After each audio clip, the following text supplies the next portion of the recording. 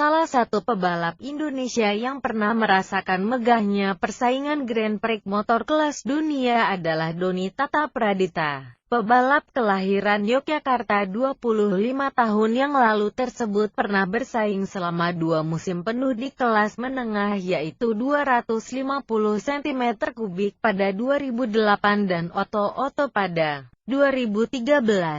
Menanggapi rencana Sentul untuk bisa masuk dalam kalender balap Motom 2017, pebalap yang pernah menjuarai Asia Supersport Championship 2012 tersebut menyambut positif, "Bangga, dan saya mendukung ada Grand Prix lagi di Indonesia," sahut Doni ketika ditanya Kompas.com seputar kemungkinan Indonesia kembali menjadi tuan rumah Grand Prix setelah dulu pernah melakukannya pada 1996 dan 1997. Doni melihat ini sebagai kesempatan dan peluang untuk memacu para pebalap muda Indonesia meningkatkan kemampuan demi terjun ke balap internasional. Jika terwujud, ini merupakan kemajuan bagi dunia otomotif Indonesia, lanjut pebalap yang kini rajin menggeber motor motocross tersebut. Safety Firdoni juga tahu bahwa ada banyak sekali PR yang harus dikerjakan jika Sentul ingin menjadi tuan rumah balapan motor paling bergengsi di dunia tersebut.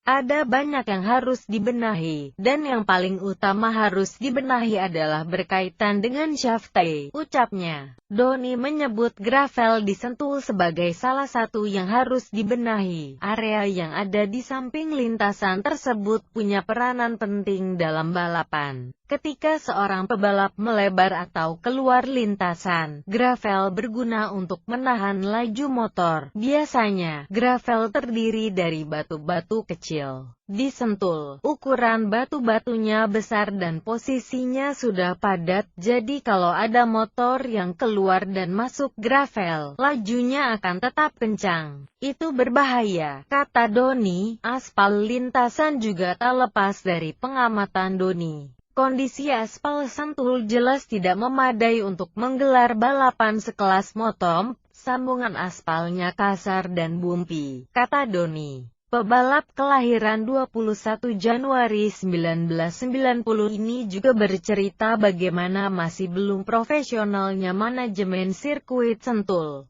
3 minggu lalu saya latihan di Sentul. Ketika sedang berlatih, tiba-tiba ada orang yang menyeberang di lintasan. Ada juga orang di sekitar lintasan yang sedang memotong rumput. Seharusnya, ketika ada latihan, sirkuit dalam kondisi clean, terangnya lebih jauh. Doni menyebut tidak adanya marshal atau pengawas lintasan saat sirkuit sedang dipakai. Seharusnya, ketika ada pebalap yang berlatih, ada pos-pos yang harus diisi oleh marshal. Di Sentul kadang memang ada tetapi tidak selalu. Peran mereka sangat penting untuk memberi peringatan kepada pebalap ketika ada pebalap lain yang mengalami kecelakaan, tegasnya. Doni mengatakan bahwa apa yang dia tuturkan tersebut baru merupakan urusan yang sepele. Masih banyak lagi hal lebih penting yang harus diperbaiki jika Sentul ingin menghadirkan Marc Marquez dan pebalap lainnya untuk beraksi di sana.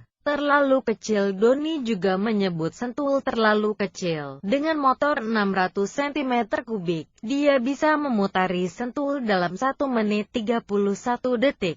Bisa dibayangkan bagaimana para pebalap Motom membalap di sana dengan motor 1000 cm3.